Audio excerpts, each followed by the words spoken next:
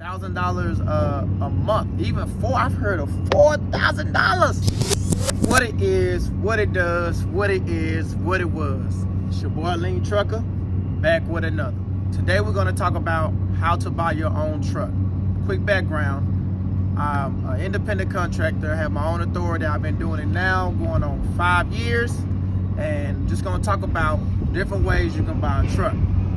I don't think there's a lot of them, but I'm going to talk about them and explain just my point of view. So just my opinion, and just share that with you guys. And if you like this video, like the video.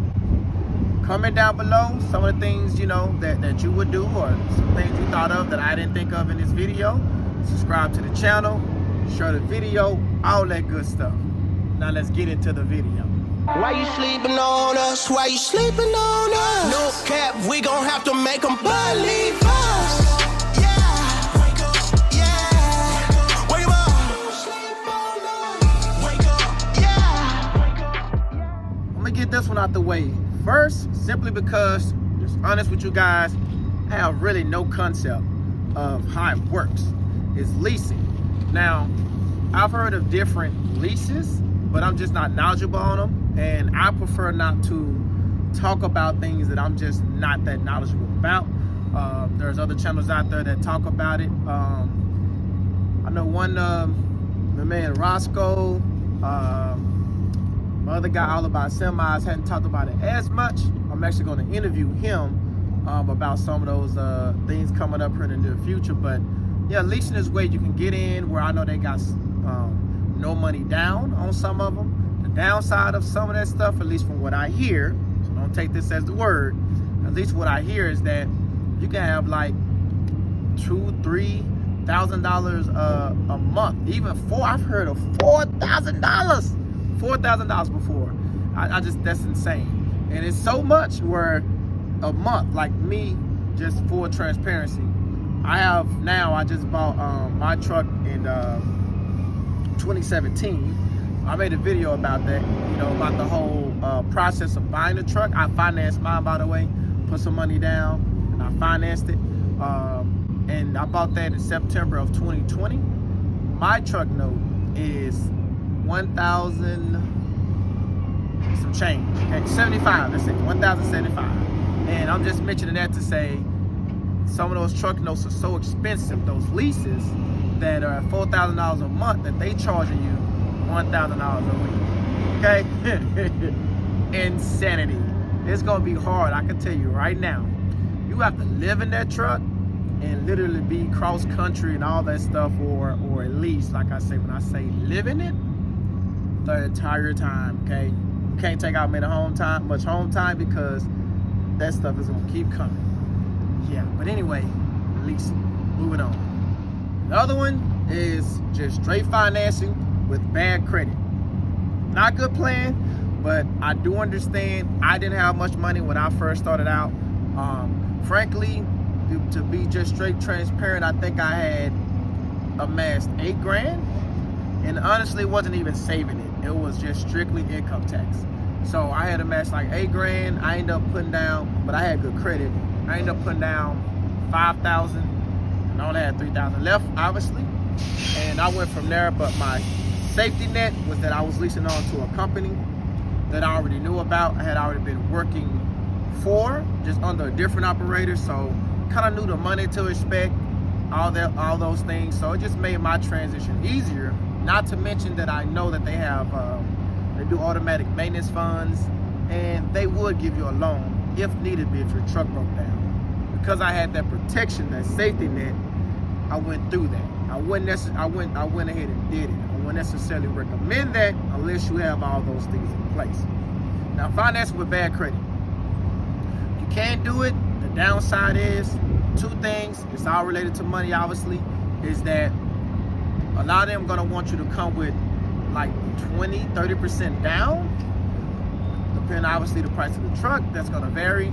And also, you're still gonna have a very high interest rate, which is gonna influence your monthly note, which is going to influence the high interest rate, how much money you wasting over the life of that loan.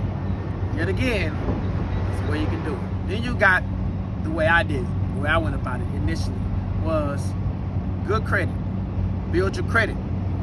That's the way. Focus on building your credit to get you to a relatively respectable credit score. If you can, if possible, try to reach 700. The higher you can get your credit score, obviously, you put down less money. You're required, well, because you put down less money, obviously you're required to save less. But you put down less money, you're gonna get a better interest rate as long as your negotiation skills is intact. And obviously, monthly payment will be a lot lower. You got the straight cash, homie. Of course, you got that option, straight cash. I want to use a scenario when I talk about the cash. Okay, so let's say you amassed, you this company guy, because we're gonna assume we all come from company guys, as I did. That's only one way you're gonna be able to come on operator. You got to start somewhere. Of course, unless you're not even in the trucking business, blah blah blah. But we talking about people who came from my background. We're in the trucking business, just trying to further things along. Let's say you got $25,000 cash. Somehow you was able to do it. The reason why I say somehow, honestly speaking, there's no way I would have been able to save $25,000, considering you got a family, you got maybe a mortgage, car notes, whatever. Depending on your lifestyle, it would have taken me forever to save up $25,000. Okay, but you can take that one or two ways. There are channels out here. I think I know my man HT Logistics. He talks about buying trucks cash. You can do that at the auction, and you can just do it on truck paper. There's different places you can do it. Do I recommend that? If you got the money, I don't see what's wrong with it. But he has a more structured plan, so you can go check out his channel if you're into that kind of thing. I'm more of the type that I'd rather not.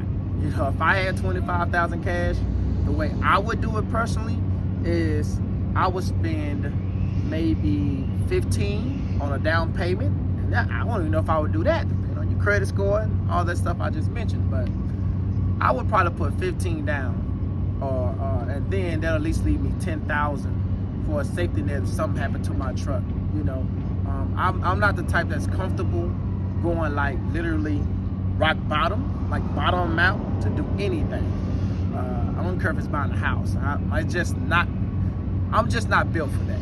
Okay, so but if you are, that's your thing. You do that thing. I would like to say that my theory is more of you have cash, you have options, as opposed to, like I just said, going completely broke on doing it.